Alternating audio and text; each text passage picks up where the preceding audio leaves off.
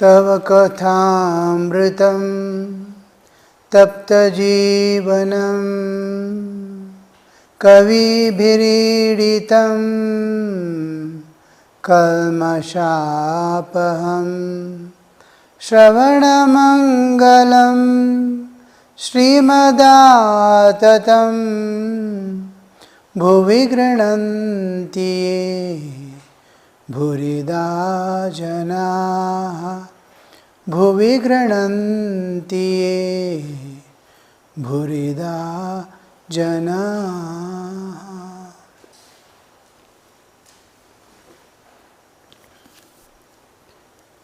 The Gospel of Ramakrishna,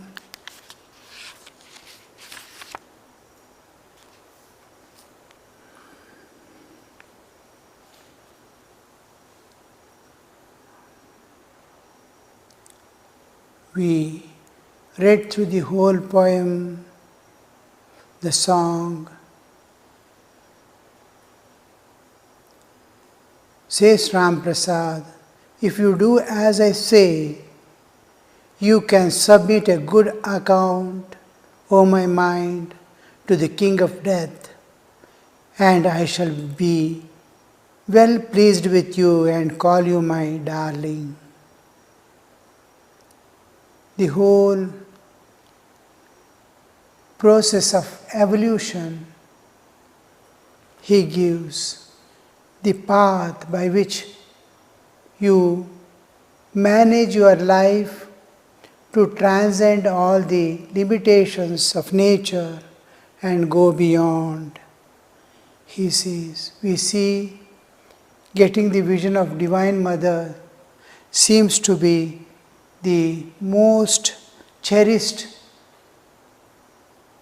thing in the life of Ram Prasad. Ram Prasad is the saint who totally devoted his life entirely to the Divine Mother. These people who worship Divine Mother as the highest and the ultimate, because even God to take human form, they have to take the help of the Divine Mother. Not only the creation of the universe, but when God incarnates, He also takes recourse to His own power and takes birth. Prakritim swam adhishtabhya adhisthaya sambhavam yatma mayaya. I take birth by taking recourse to the power, my own power. But I had to take recourse. She has to give me a human form. And that Shakti is what is worshipped. Where are our awareness? Here we see earlier, the whole thing is management of awareness. Can you be aware of the Divine at all times? Be filled with the Divine awareness and clarity of mind regarding life. There was one child which was to go for a surgery, a deep surgery like heart or brain, such surgery, and the doctors were talking for a long time. Now and then they will call the child. The child came to know. The child is about 4 or 5 years, just has begun to go to school. And we see that child, people talking, friends talking, teachers talking about the surgery that is going to be anesthesia they will give, they will make you unconscious, and all that the child has heard. And the date was decided, and many people, many friends told many times, from the anesthesia you don't come back, you'll be dying away. in operation anything can happen, this, that. But child is not afraid. Oh, it has faith in God. Somehow it has developed from the parental trends and people around. The child has acquired that God is there to take care of me at all times. Then after taking the child to the operation theatre, the doctor told, "My child, we are going to put you under sleep now for some time. I will do a small surgery for you and you will wake up becoming all right." The child immediately said, "Oh, you are going to put me under sleep? Then before you put me to sleep, I pray. I want to pray." The child closed its eyes and started praying with folded hands. After some time, it opened its eyes and you can go ahead with surgery. Then doctor asked, "What did you pray?" The doctor is an atheist. "What did you pray?" he asked. The child said, "I prayed, this doctor is going to bring me under sleep for surgery. And I don't know when I am going to wake up or not. If I wake up, I will come and thank you. If I don't wake up, then I offer my life now itself to you. My life is offered to you." The doctor is an atheist. He doesn't believe in God. For the first time in his life, he prayed, seeing the child's words. Will I be responsible by chance the death of the child? Now, how the faith develops. Now, he doesn't believe in God, yet the child's innocent words of faith makes a lot of difference. He prayed for the first time in his life, being a doctor. Oh, see that everything goes on well. So that is the clarity in the child's heart, child's mind, child's awareness, how clear it is, you see. Though many people have talked many things, this, that and all, it has its own individual nature of holding on to the divine. The pure innocence, innocent hold of the child on the divine. A similar state comes to the sadhaka's mind when he is on the verge of getting enlightenment. Like child holding on to mother, they hold on to the divine. That is what we see in the Ram Prasad life. Why should not one be? Sri Ramakrishna is continuing. This song ends. Thakur is telling, why should not one be able to realize God in this world? King Janaka had such realization. Ram Prasad described the world as a mere framework of illusion. But if one loves God, God's hallowed feet, then this very world is a mansion of mirth. Here I can eat, here drink and make merry. Janaka's might was unsuppressed. What did he lack of the world or the spirit? Holding to one as well as the other, he drank his milk from a brimming cup. Janaka's might was unsurpassed. great and unsurpassed. Nothing could suppress it or nothing can overtake. This very world is when, if one is able to hold on to the divine. Holding on to the divine is when is it possible that I am able to hold on to the divine? Is when my existence is reflecting that divinity. I must understand I am divine, because the love and intimacy, the grip is possible only when the similarity is there, same species. Love is possible between the same species. Ant can love ant, elephant can love elephant. Elephant can't love dog, or dog cannot love cat. Species. I cannot love God unless I am divine. There is a gap. When I know trying to love God, trying to hold on to God, I become divine. Or if I know that I am divine, I am able to love God. By trying to love God, I become divine. Or if I know I am divine, I can love God. Otherwise, I being human, I can love only human. If I am divine, I can love divine.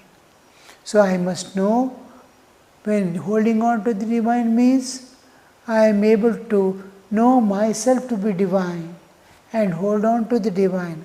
Another aspect of my existence is, I am moving about in this world. While moving about in the world, I must be able to see divine everywhere, in everyone.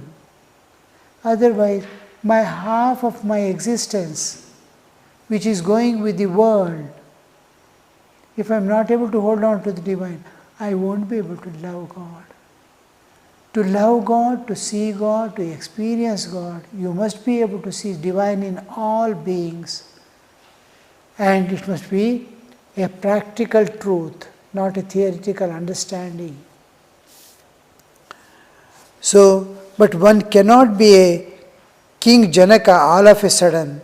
Janaka at first practiced much austerity in solitude.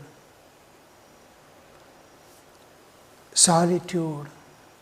He practiced in solitude. Solitude has a special understanding.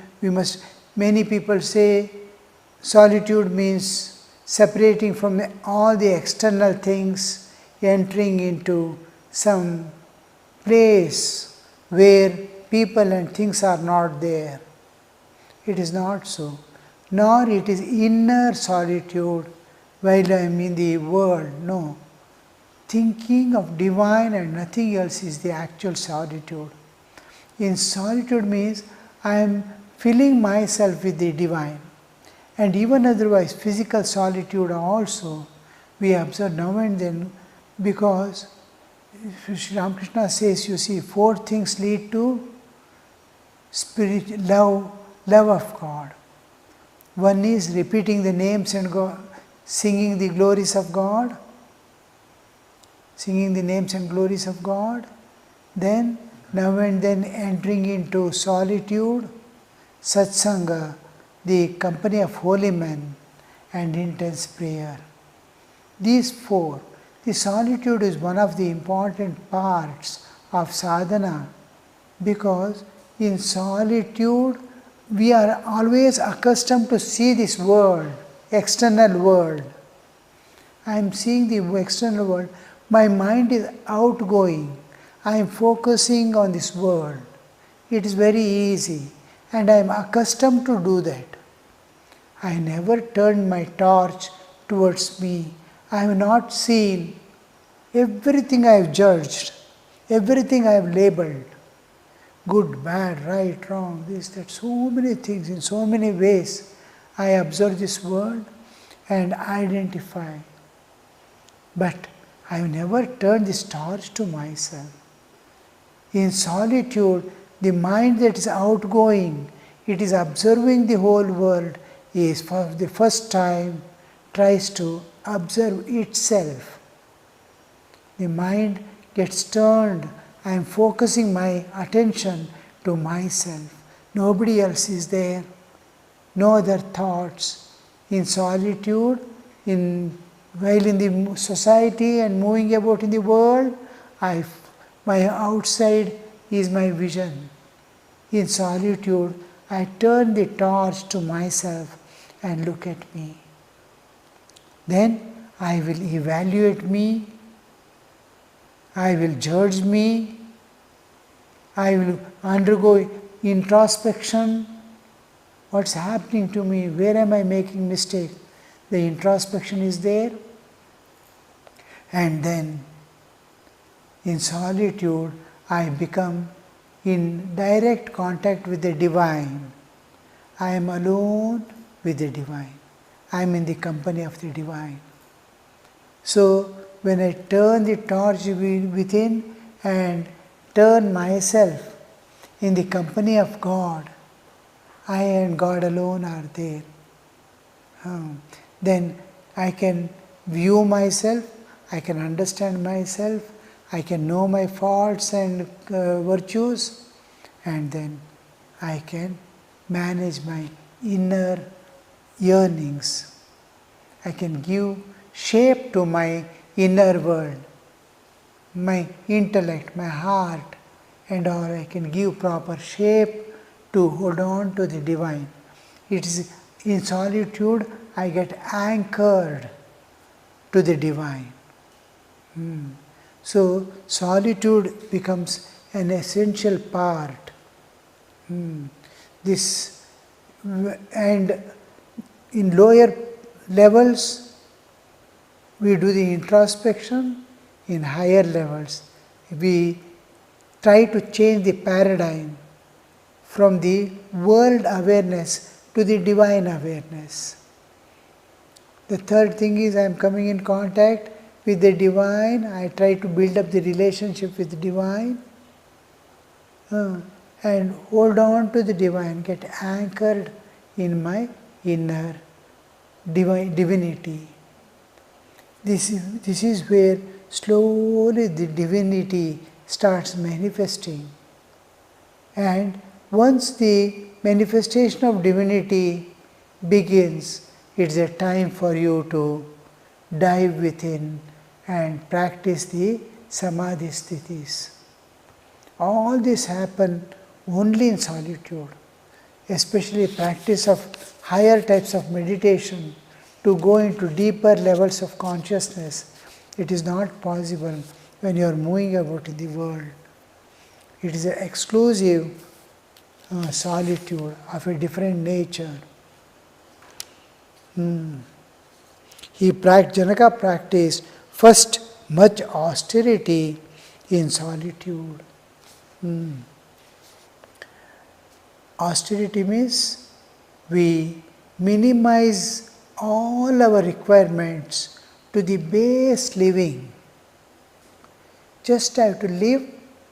To that level I bring down all things, food, my all needs to the minimum is austerity. It is not exactly mortification. Mortification of body, the austerities, is to awaken the spirit. I am denying the body not for torturing the body, but to awaken spirit. I am spirit, I am not this body. To confirm, to assert, I do this. All that happens only in solitude, nowhere else. Even if one lives in the world, one must go into solitude now and then. Sri Ramakrishna is very clear here. Now and then. Whenever it is possibility is there, go and Sri Ramakrishna says perhaps here itself, even if it is, it will be of great help to a man if he goes away from his family, lives alone and weeps for God even for 3 days. Even if he thinks of God for one day in solitude, when he has leisure, that too will do him good. Here, you see. Whatever period you can. If you can go for a fortnight, all right. If it is not possible, if you can go for a week, all right. If you can go for a few days, still all right. 3 days, all right. 1 day at least, all right. That will do good to you. People shed a whole jug of tears for wife and children, but who cries for the Lord? Now and then one must go into solitude and practice spiritual discipline to realize God. Living in the world and entangled in many of its duties, the aspirant during the first stages of spiritual life finds many obstacles in the path of concentration. While the trees on the footpath are young, they must be fenced around, otherwise they will be destroyed by the cattle. The fence is necessary when the tree is young, but it can be taken away when the trunk is thick and strong. Then the tree won't be hurt even if an elephant is tied to it. Sri Ramakrishna is insisting on the solitude, entering into solitude as much as possible, whenever it is possible. Even when we joined Mutt as brahmacharis early, it was in early 70s, the senior most Swamis and all used to advise us, if you get few minutes, go and sit in the prayer hall all alone. Or it's a vast area, go to a tree somewhere, sit below and call on God. You will not get any time later on in your life. Once the responsibilities are put on your head, then you will see you don't get time. You cannot devote your mind and body so much to the sadhana. Now others have taken the responsibility. You are free and devote more and more time in solitude, in being alone. Where people are there, avoid that place, and we don't know. I am sitting in a prayer hall, myself alone, another is sitting somewhere, that person is already limiting me. I cannot weep, I cannot cry, I cannot express any feelings. I cannot shout, I cannot sing. He is limiting my... So, when I enter into absolute solitude, I will see where there are places. In Bangalore Ashrama, Vinayakanandaji Maharaj, Swamiji, he had put stone seats in such places that you can peacefully sit alone and nobody can disturb you. In the Holy Mother's Rock, there were 2-3 places where it is hidden place. Nobody alone can enter there. Nobody can. Small way and a small place. Nobody else can stand there also. Anybody, by chance they come, they see and go away from a distance. And nobody can come with people moving about this and nothing is visible. Some such fine places were there that you find yourself clearly you are alone and you are in solitude.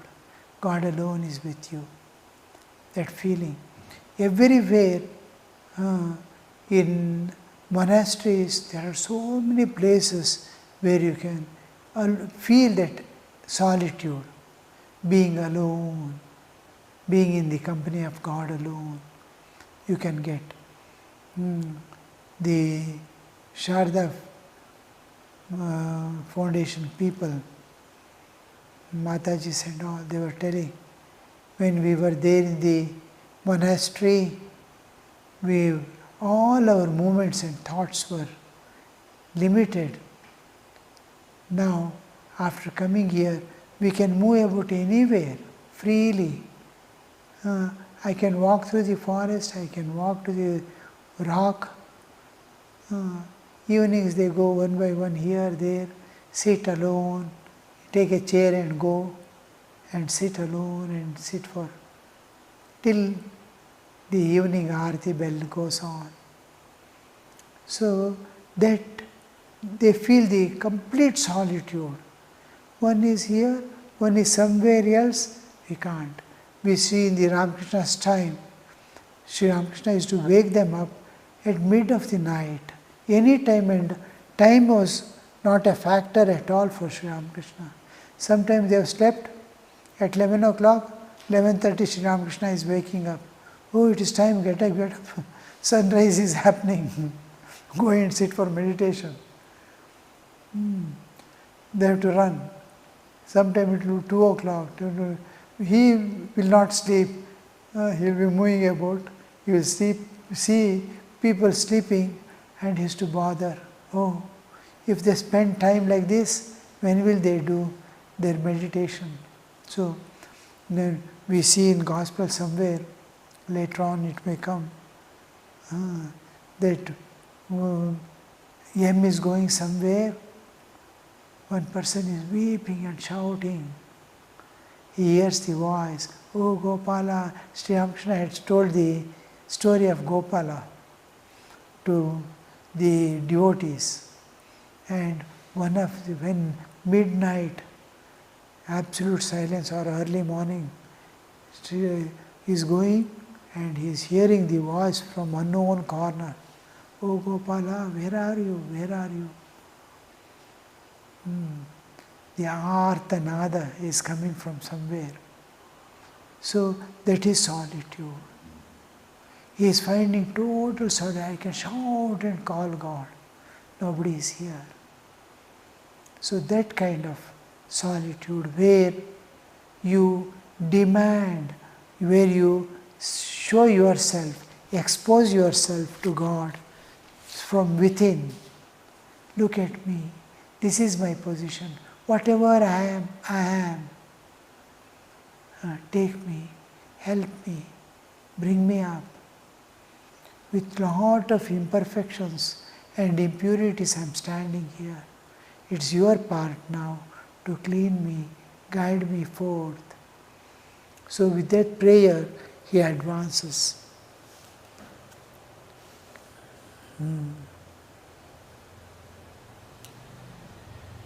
Two things Sri Ramakrishna is telling. One is solitude, and in solitude to weep for God and call. Nobody is there, you are alone. You are free to weep, shout and call God.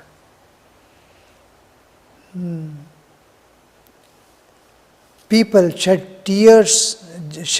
whole jug of tears for wife and children, but who cries for the Lord? Now and then you must go into solitude and practice spiritual discipline to realize God. Living in the world entangled in many of its duties, the aspirant during the first stages of life find many obstacles in the path of concentration.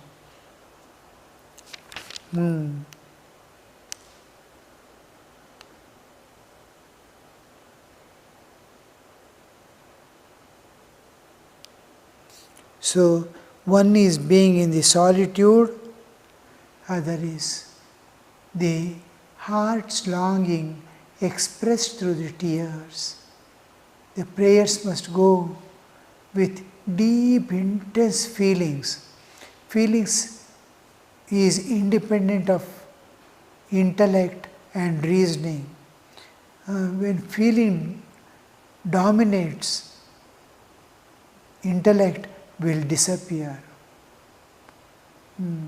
You can see any lover, even of the worldly type, lover of God, when they weep, nobody can convince. intellectual arguments and nothing will work there. When heart weeps, reasoning will not work. That is a place where the mind and intellect or philosophy cannot enter. Everything is blocked. Heart alone weeps. This shedding tears for the sake of God, Sri Ramakrishna expects. If you can weep for God continuously for 3 days, you will realize God. Sri Ramakrishna used to say. Om